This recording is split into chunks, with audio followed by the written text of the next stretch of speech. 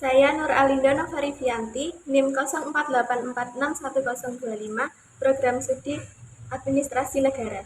Di sini saya akan menjelaskan tentang dampak urbanisasi serta tantangan dan masalah terhadap pertumbuhan di perkotaan. Untuk yang pertama, saya akan menjelaskan apa itu urbanisasi.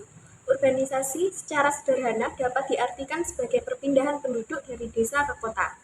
Namun, urbanisasi tidak hanya mencakup perpindahan penduduk, tetapi juga proses perubahan suatu wilayah menjadi lebih urban atau kota, serta peningkatan proporsi penduduk yang tinggal di perkotaan. Urbanisasi membawa berbagai dampak, baik dampak positif maupun dampak negatif terhadap daerah asal, daerah tujuan, maupun terhadap migran itu sendiri. Nah, berikut ini saya akan menjelaskan secara rinci mengenai dampak dari urbanisasi.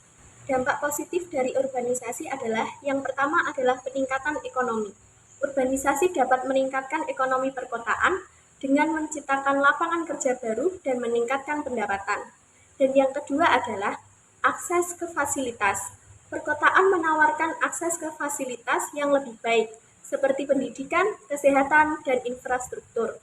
Dan yang ketiga adalah inovasi dan kreativitas. Urbanisasi dapat memicu inovasi dan kreativitas dengan adanya interaksi antara penduduk dan ide-ide baru. Ada pula dampak negatif dari urbanisasi, yaitu kemacetan dan polusi. Urbanisasi dapat menyebabkan kemacetan lalu lintas dan polusi udara, air, dan suara. Dan yang kedua adalah keterbatasan sumber daya. Perkotaan dapat mengalami keterbatasan sumber daya seperti air, energi, dan lahan. Dan yang terakhir adalah masalah sosial. Urbanisasi dapat menyebabkan masalah sosial seperti kemiskinan, pengangguran, dan kesenjangan sosial, serta kerusakan lingkungan. Urbanisasi menyebabkan kerusakan lingkungan seperti penggundulan hutan dan polusi.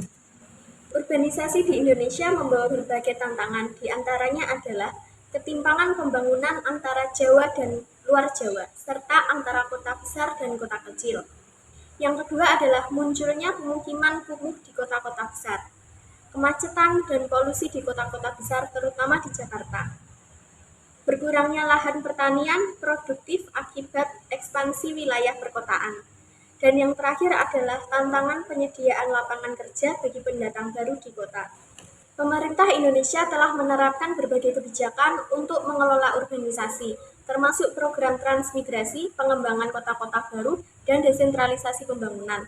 Namun, tantangan urbanisasi masih terus berlanjut dan memerlukan penanganan yang komprehensif. Sekian penjelasan dari saya. Apabila ada salah kata, saya mohon maaf. Terima kasih.